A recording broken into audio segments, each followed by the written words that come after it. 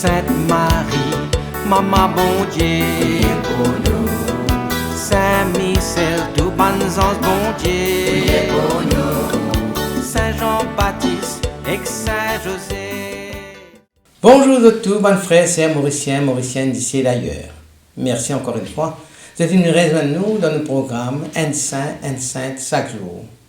Dans ce programme-là, nous avons l'occasion de faire connaissance avec ban saint, ban sainte que l'Église invite nous pour célébrer chaque jour. Et nous pouvons aussi demander prier pour nous et intercéder pour nos familles. Aujourd'hui, le 18 septembre, l'Église invite nous pour célébrer mémoire Saint Joseph de Cupertino. Saint Joseph de Cupertino, le patron d'un étudiant, d'un candidat aux examens, d'un aviateur, d'un voyageur aérien, d'un astronaute.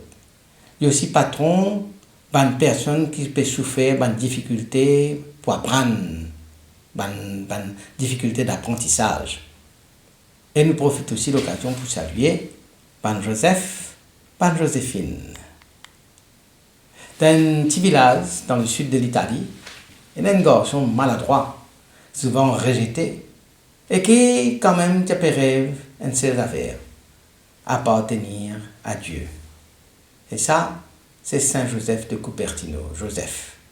Joseph était lent, il était ignoré, et tout il trouvé, comment dire, un incapable, un bon à rien. Même le moine dans lequel le monastère franciscain était, il pensait qu'il jamais était capable de servir à quelque chose.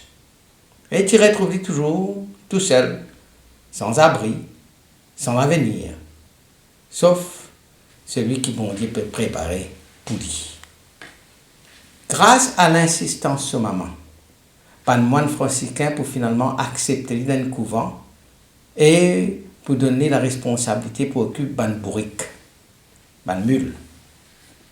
Pendant un an de glorieux dans ce travail-là, mais dans sa bonne tâche humble qu'il fait là, Joseph t'y rayonnait avec une sainteté discrète. Il t'y priait, il t'y jeûnait, et il t'y propage l'amour autour de lui.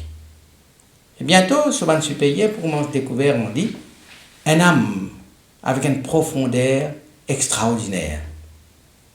Il pouvait être prêtre, mais il est presque condamné. Il est capable d'expliquer seulement un verset d'évangile qui dit elle est une femme qui dit comme ça: heureuses les entrailles qui vous ont porté. Et je réponds, ben heureux, c'est plutôt qui fait la volonté de Dieu, qui met en pratique. Et c'est cette phrase, heureuse des entrailles qui vous ont porté, qui Saint Joseph de Cupertino t'y connaît. Il est capable, comment dire, cause l'eau là.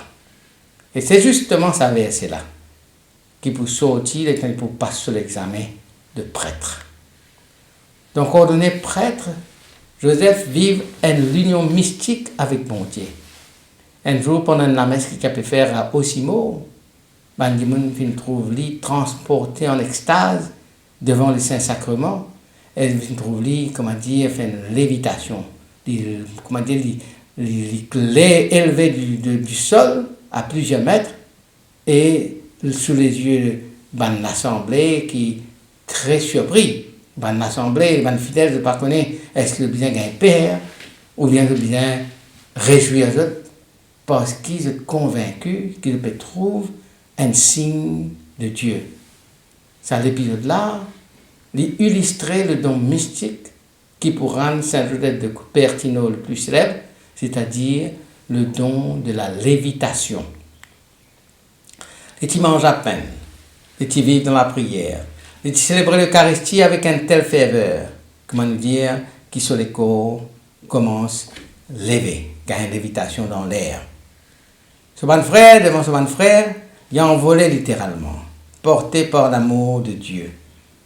Pendant qu'il trouve lui, a envolé le statue de la Vierge, pendant embrasse la Vierge, planer au-dessus du sol pendant la litanie des saints.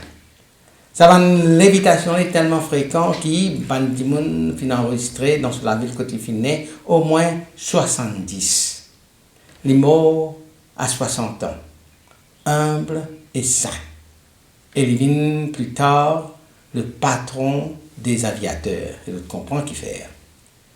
Saint Joseph de Cupertino, rappelle-nous que la vraie grandeur n'est pas venue de l'intelligence ni du prestige, mais de l'amour, de la fidélité et de l'abandon total à Dieu.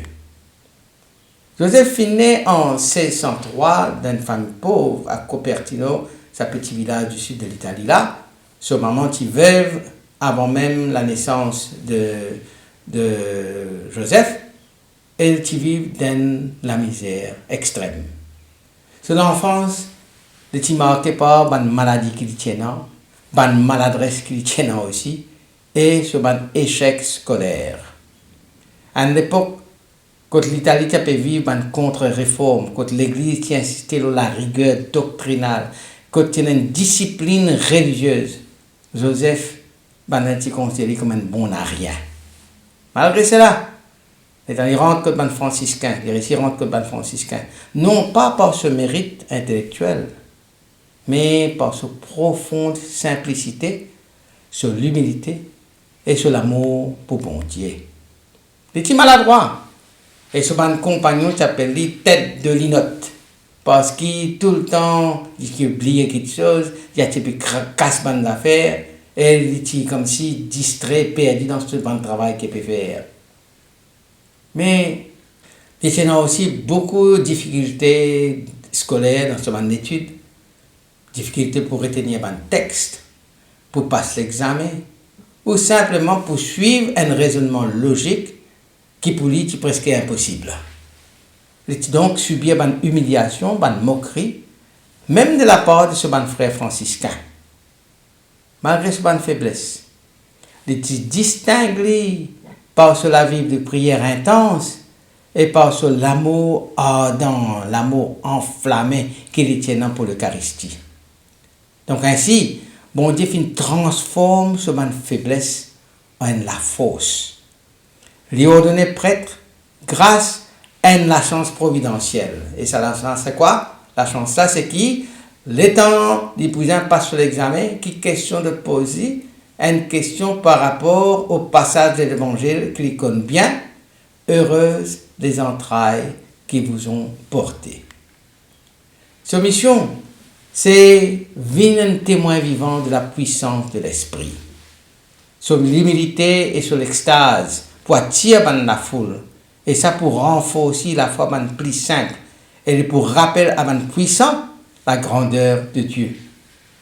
Un jour, pendant une procession de la Vierge Marie, Joseph, il trouve la statue de la Vierge, il finit tellement saisi de ferveur qu'il se lévitation prend, au point que ce bon camarade, ce bon frère, il vient retenir lui pour empêcher, comme on dit, envoler et ramène lui à terre. Ça va l'extase qui amène beaucoup d'admiration, mais aussi beaucoup de suspicion. Et c'est pour cela que très souvent, mon frère là vient isolé par crainte qu'il y ait un scandale qui éclate ou bien qu'il y ait une moquerie de la part des autres. Tournant décisif sur la vie arrivé lors de son ordination sacerdotale en 1628, alors que tout le monde y pensait les pour faire sur l'examen, il n'est pas capable de rendre prêtre. Bon Dieu manifester ce plan et dans les permettre qu'il ait réussi passe sur l'examen grâce à une seule question, l'unique question d'examen qu'il connaît par cœur.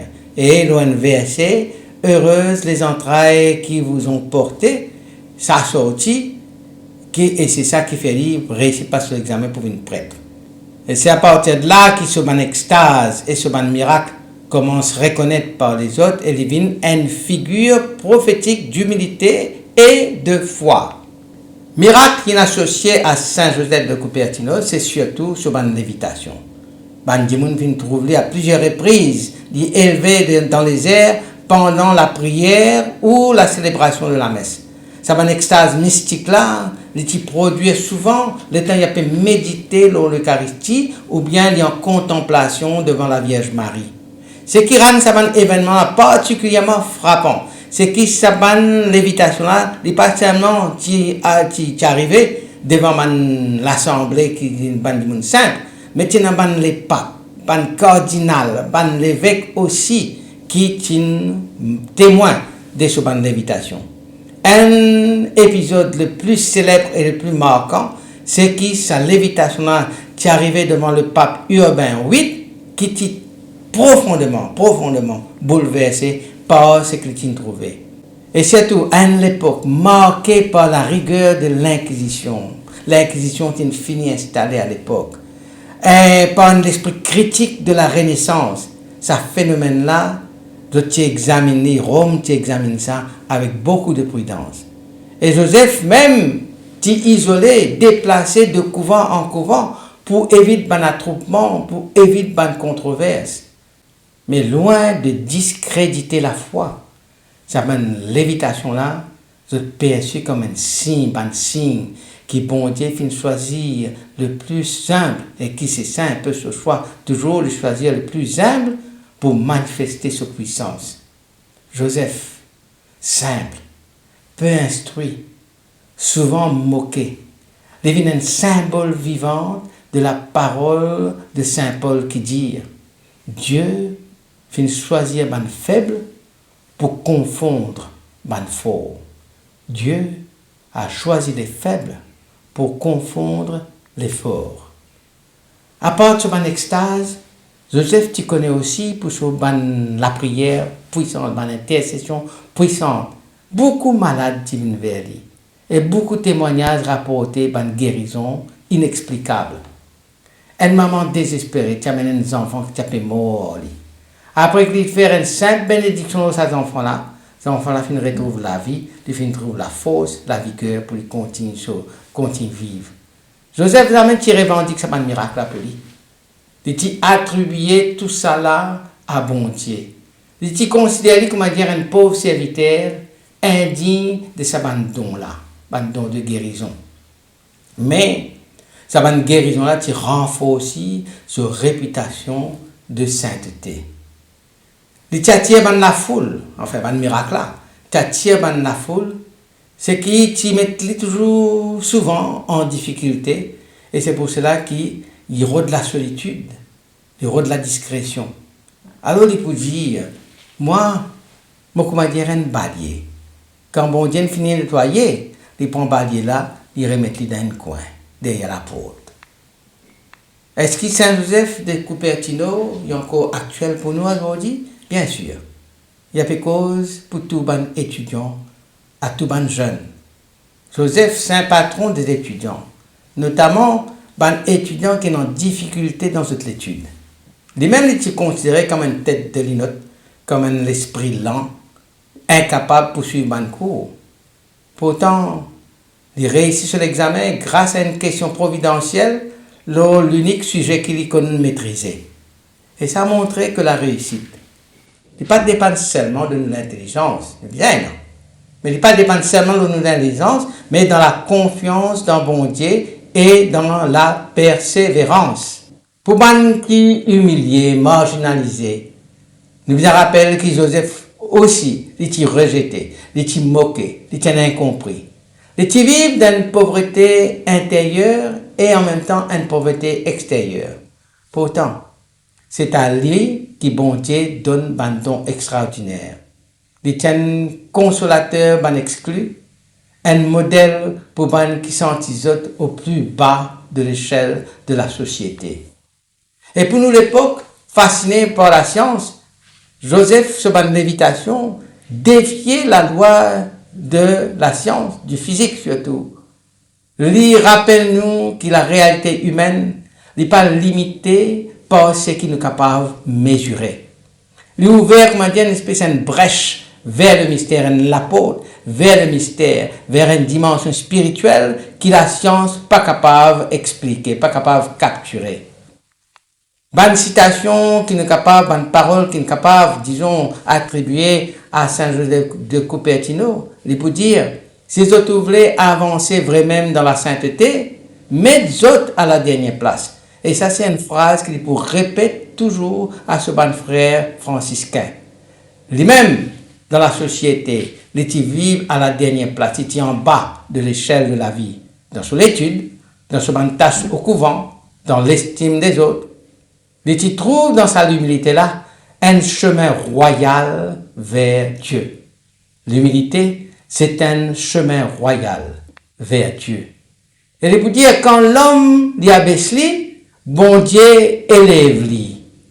Quand l'homme s'abaisse, Dieu l'élève. Cette parole, dit-il prononcée après une de ces bonnes lévitations. Dit-il envie de montrer qu'il s'est don de lévitation qu'il a gagné là. C'était pas une récompense personnelle, mais une élévation spirituelle offerte à ceux qui effacent autres, qui font d'autres petits devant bon Dieu, qui, dans un sens, rendent autres humbles devant Dieu. Man qui rendent autres humbles, man qui abaisse autres devant bon Dieu élève-les. Quand l'homme s'abaisse, Dieu l'élève. Je peux dire aussi, mon paradis, c'est dans la volonté de Dieu. Mon paradis est dans la volonté de Dieu. Et ça, il peut dire sa parole-là, étant maintenant fin isolé, fin mettre de côté à cause de la foule. Mais Joseph, il vit dans la solitude comme une union plus profonde avec bon Dieu. Pour lui, le vrai bonheur, c'était pas dans un miracle, mais dans l'abandon total à la volonté divine. Alors, à nous prier. Saint Joseph de Cupertino, humble serviteur de Dieu, toi qui fis méprisé par les hommes, mais élevé par la grâce, toi qui fis goûte les joies du ciel dans ton extase, ton lévitation, enseigne-nous qui manière pour vivre avec simplicité et confiance. Intercède pour les étudiants et pour les qui est dans la peine dans notre travail, pour une difficulté dans notre travail. Soutiens les qui doutent nos capacités qui sont dans notre même. Aide-nous pour mettre nous l'espérance, non dans la force, mais dans l'amour infini de Dieu. Saint Joseph de Cupertino, priez pour nous et conduisez-nous vers le ciel. Amen.